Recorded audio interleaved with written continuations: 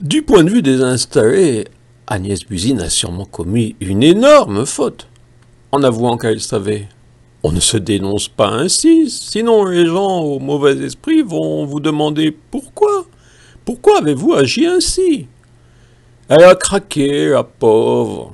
Décidément, elle n'est pas à la hauteur du pouvoir.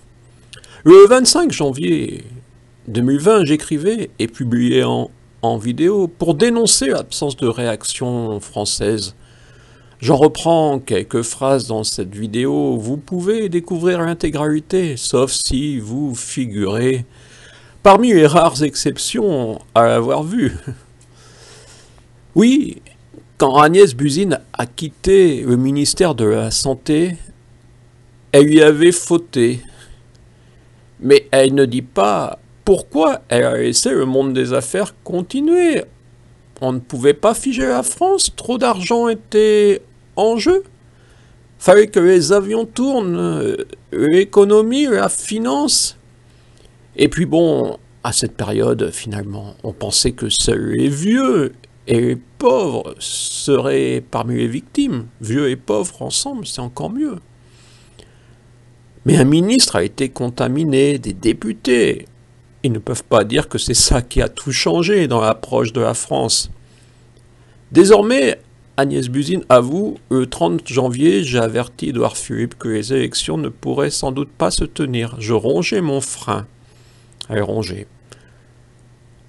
Agnès Buzyn avoue également, on aurait dû tout arrêter. C'était une mascarade. Mascarade, j'ai employé le terme récemment également.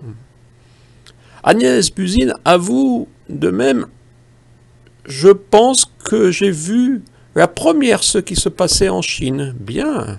Et oui, dès décembre 2019. Pourtant, fin janvier, elle a préféré accepter de jouer la mascotte dans l'élection de Paris plutôt que de dénoncer l'inertie du gouvernement. Donc le 17 mars, Édouard Philippe proclame « Nous avons systématiquement pris au sérieux les alertes. » Bien sûr.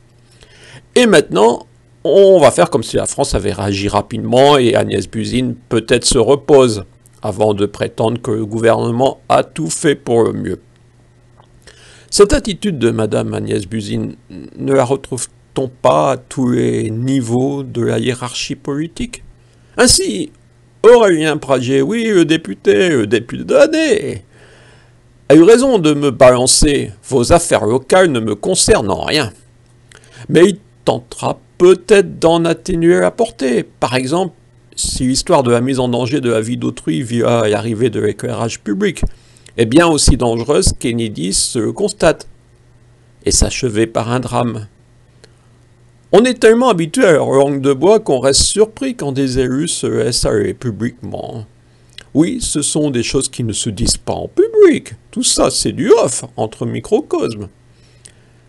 Mais si ça continue, on va vous bloquer YouTube et compagnie. Car l'information doit émaner d'une seule source. Il faut boire à la source.